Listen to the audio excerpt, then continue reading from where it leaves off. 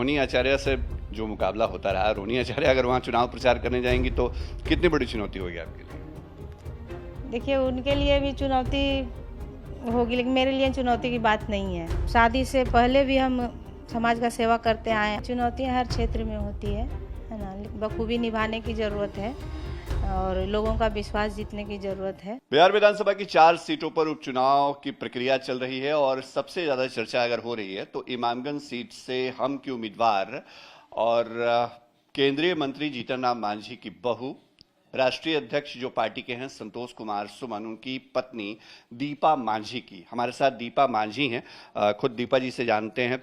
कल पार्टी ने फैसला किया कि आप इमामगंज से उम्मीदवार होंगी। क्या लगा जब ये पहली बार आपको जानकारी दी गई कि आपको चुनाव में जाना है, इमामगंज से आप एनडीए के उम्मीदवार होंगी? जी, पहले तो मुझे पता ही नहीं था। इतने दिनों से चर्चा चल रही थी, लेकिन हमको नहीं पता था कि हम ही को उम्मीदवार बनाया जाएगा। अचानक फ़ोन आया कि आप यहाँ आइए 12 नंबर। तो वहाँ गए तो कमेटी का बैठक चल रही थी वहाँ, तो वहाँ देखे पापा भी थे। तो पापा बोले कि तुम उम्मीदवार घोषित करते हैं तुमको इमामगंज का। तो हम तो चौंक गए कि अचानक ऐसा निर्णय। तो शायद कमेटी का बैठक चल रही होगी तो उसमें निर्णय हुआ।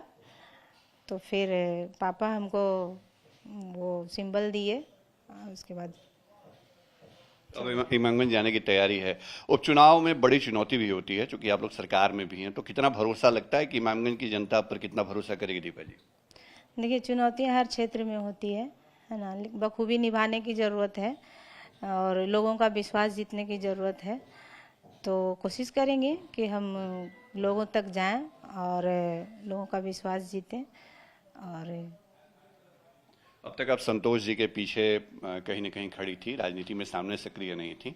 अब जबकि ये भूमिका मिली है तो कई लोग सवाल भी उठा रहे हैं कि जीतन राम मांझी परिवारवाद को बढ़ावा दे रहे हैं। पहले बेटे को मंत्री बनवाया, विधायक बनवाया, एमएलसी बनाया और अब बहू को चुनाव लड़वा रहे हैं। तो ये भी एक चुनौती है कि परिवारवाद के आरोप लग रहे हैं, सीधे सवाल भी पूछे जा रहे हैं। देखिए, परिवारवाद की बात नहीं है।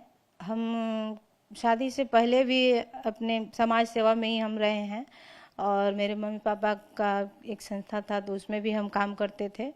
बहुत से ऐसे जी ग्रुप बनाते थे और छोटे छोटे नुक्कड़ नाटक के माध्यम से अंधविश्वास, शिक्षा के ऊपर। पहले गांव में स्कूल भी नहीं होता था तो स्कूल भी चलाते थे हम।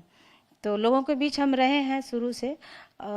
परिवारवाद की बात है तो देखिए, शादी से पहले भी हम समाज का सेवा करते आए और संयोग देखिए मेरा कितना अच्छा था कि शादी भी हुई ऐसे घर में कि जहाँ राजनीतिक परिवार हैं, पापा हैं, इतने दिनों से वो राजनीति में हैं। तो वो भी मेरे लिए सौभाग्य की बात है कि जिस घर से हम आए और जिस घर में हम आए, दोनों जगह मेरा परिवार इक्वल मिला। तो मेरे लिए कोई चुनौती की बात नहीं है। हम बखूबी कर सकते हैं इस चीज़ को और हम कोई मतलब ऐसा नहीं है कि कहीं से उठाकर हमको यहाँ टिकट दे दिया गया है। हम समझते हैं कि हमको भी कुछ अनुभव है समाज के लिए, ये तो हम कहेंगे खुलकर, है ना। और करेंगे, लोगों के बीच जाएंगे। और जिला परिषद का इलेक्शन भी हम लड़ चुके हैं और 5 साल रहे भी हैं। जिला परिषद का अध्यक्ष का इलेक्शन भी लड़े, 2 वोट से पीछे रह गए, उसमें जीत नहीं पाए। लेकिन ऐसा नहीं है, लोगों के बीच जाते हैं, लोगों का दुख दर्द समझते हैं, सुनते भी हैं।